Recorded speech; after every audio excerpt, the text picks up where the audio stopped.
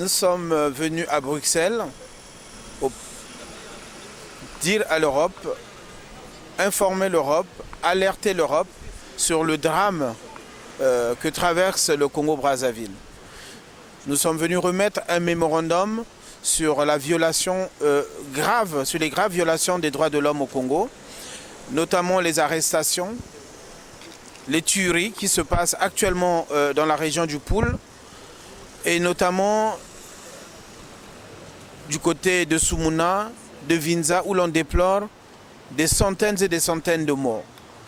Nous sommes venus dénoncer ici le silence de l'Europe qui, face à ces tueries, à ces massacres, ne semble pas réagir.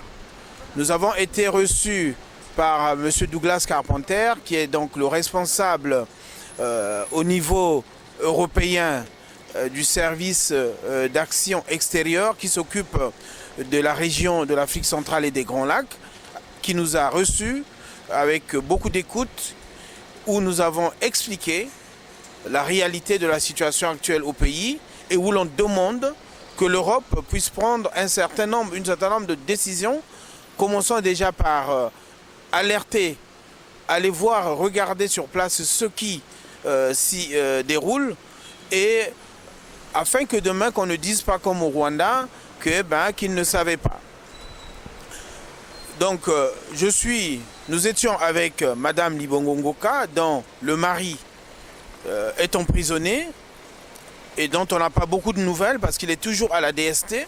Donc nous sommes venus dénoncer cette réalité au niveau du monde, que voilà, c'est une démocratie bananière que Sassou Nguesso veut instaurer au Congo, avec l'intimidation, les arrestations, et nous avons surtout aussi indiqué à M. Carpenter qu'il se passe quelque chose de très grave aujourd'hui à Brazzaville, où M. Mokoko est assiégé, seul, dans sa maison. Nous ne savons pas quelle sera l'évolution dans les heures à venir de sa situation. Donc, nous avons informé M. Carpenter et nous espérons que là aussi, l'Europe prendra les décisions qui s'imposent. Mais surtout, que l'Europe ne reste pas silencieuse face au drame que traverse la région du Poul. Car des écoles sont bombardées, des enfants sont tués, et il y a comme une espèce d'embargo. Aucune image ne sort de cette guerre. Et nous demandons à l'Europe de prendre ses responsabilités. Moi, je voudrais plutôt signaler le fait que la DGST est une structure d'exception. Et dans cette structure d'exception, c'est le bloc-out. On ne sait pas ce qui s'y passe.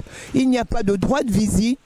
Il n'y a pas de droit, droit à la nourriture. On ne visite pas les prisonniers, on les nourrit pas. La famille n'a aucun regard sur les personnes qui sont emprisonnées.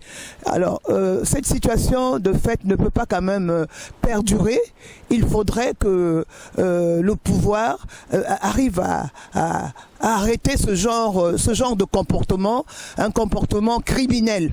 On ne peut pas arrêter des gens, on ne peut pas les interroger, on ne peut pas.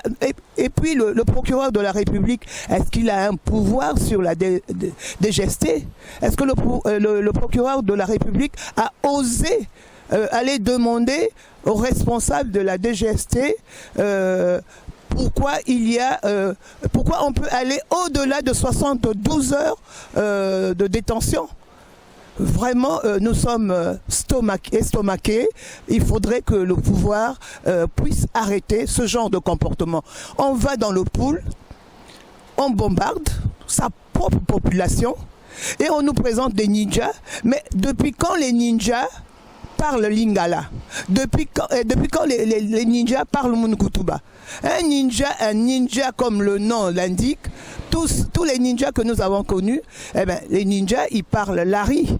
ils ne parlent pas lingala, ils ne font aucun effort pour parler les langues vernaculaires, ni le français. Alors arrêtez de tromper les gens, qu'on arrête de massacrer les Congolais, qu'on arrête de tuer, qu'on arrête d'assassiner.